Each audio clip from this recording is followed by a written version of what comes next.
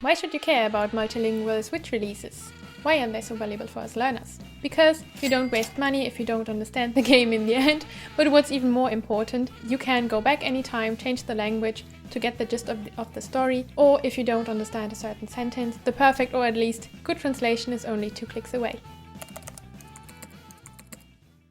So I compiled the game you can buy with your regular English account, but that nevertheless come with a Japanese text. We start with the games that are voiced because a voiced game is always more valuable to us learners because we can hear the correct pronunciation and reading of the kanji. And another good thing about this section of games, basically all of them have demo availables on the eShop. Starting with my favorite game, and that is Ephemeral Fantasy on Dark. It is in a fantasy school setting that is totally suitable for beginners. It was my first Japanese Otome game as well, where you can romance your favorite tropes as a werewolf, an invisible man, a vampire or a mummy. And it also has a gorgeous voice cast like Olok from Piofiore or Tsukuyomi from Olympia Soirée.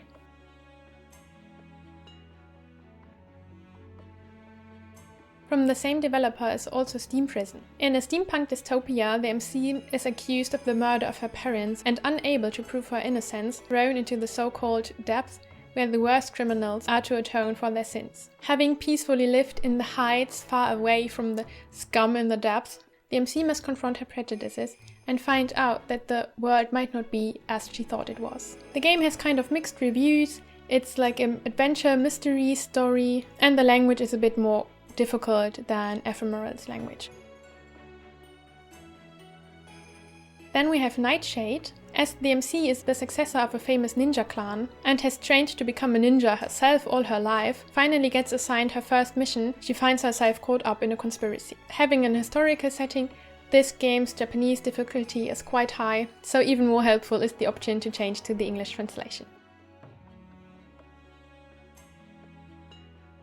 The port of the old Bakumatsu Renka Shinsengumi is a remake that follows a girl who becomes the first female fighter for the Shinsengumi. Again, the game will pose a challenge in difficulty and is a rather old school Otome game.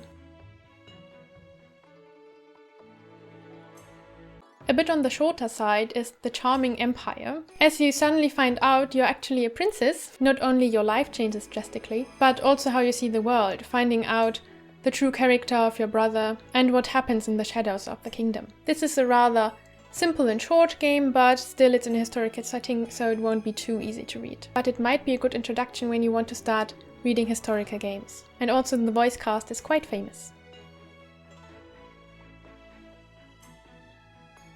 In Gakuen Club, you are transferred to a new school and somehow end up working in the school's nightclub, where you can get to know your classmates and co-workers. The game is short and sweet, quite cliched and full of shotas, but a good chance to start playing Japanese games as it's in a school setting and therefore fairly easy.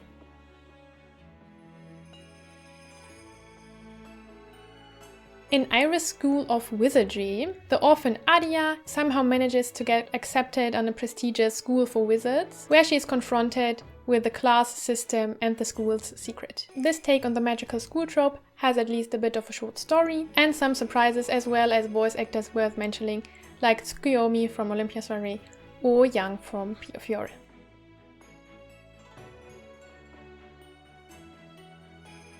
In Kitty Love, you are cursed and from now on turn into a cat by night and stay human at day, and have to be saved by a true love's kiss. A fluffy, well-made game with straight-out positive reviews, and also perfect as your first Japanese Otome game. Spiral Memory, I believe, has no demo available, and here the protagonist has lost her memories and the love interests help her recover her past. Those short games can be a good opportunity for learners, as they are not as daunting to start and read, and you more easily get the feeling of gratification and proud when you finish a route or even the game. But the downside is of course the lack of character development or possible plot holes like it happened in Spiral Memories. But again, you can listen to Tsukuyomi or Akaza from Olympia Soirée. Now we come to the not voiced games, starting with the games by the developer Dogenzaka Labs. And all of these games are like on the verge to eroge, so to erotic games. They are a bit shorter, they have less budget and can be quite controversial in terms of toxic tropes or the mature elements. But a good thing about them, they don't only come in English and Japanese, but also in Chinese for some reason. And I tried to list them from possibly best to worst. Starting with the Men of Yoshiwara, that is set on an island where no men are allowed except as courtesans in the Yoshiwara. So the only chance for love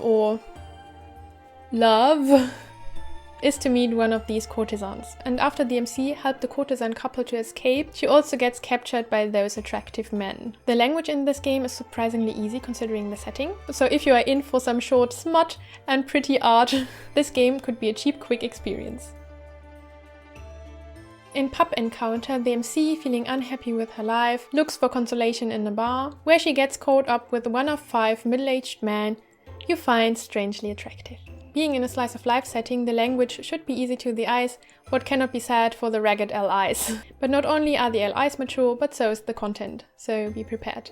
In Destiny's Princess, you are a princess, and after your castle has been attacked by demons, you find a dagger that grants a wish, and therefore summon 5 knights to protect the kingdom and fight for love. I also think the art in this game is quite pretty and the story is supposed to have some interesting bad endings, though it's generally more focused on the romance than on the plot. But language-wise, it's definitely on the difficult side. In My Secret Pets, you have been dumped by your boyfriend and afterwards your pets magically turn into attractive men.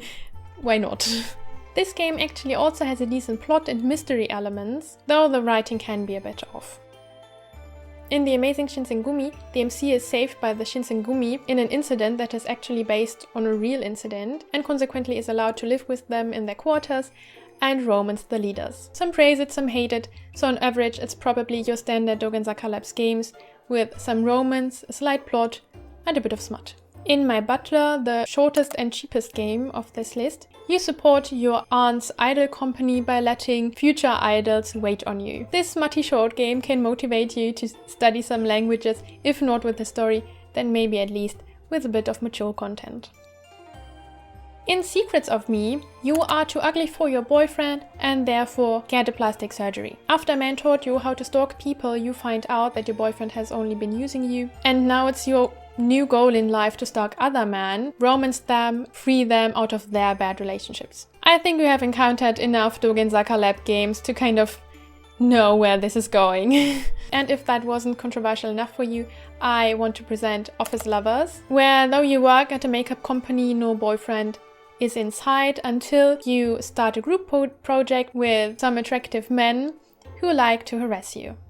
This game is basically based on at least dubcon, if not even non-con scenes. And quite similar is Dangerous Relationships, where through fateful encounters you end up being a makeup artist for various idols. And this game also focuses very much on quite explicit sexual content, not in a graphic way but in a very descriptive way, and features a lot of toxic tropes. Lastly, we have Voltage games, and their games also always come in Japanese and English, and these games were actually the reason why I came up with this idea.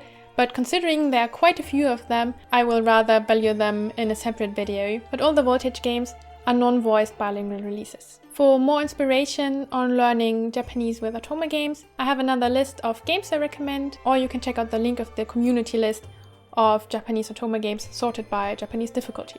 Oh, and the Boys Loves game, Hashihime of the Old Book Town, also has a multilingual release on the Switch. More information over there. And if you like projects like this, consider to like and subscribe to see more about learning Japanese with video games. See you then, bye!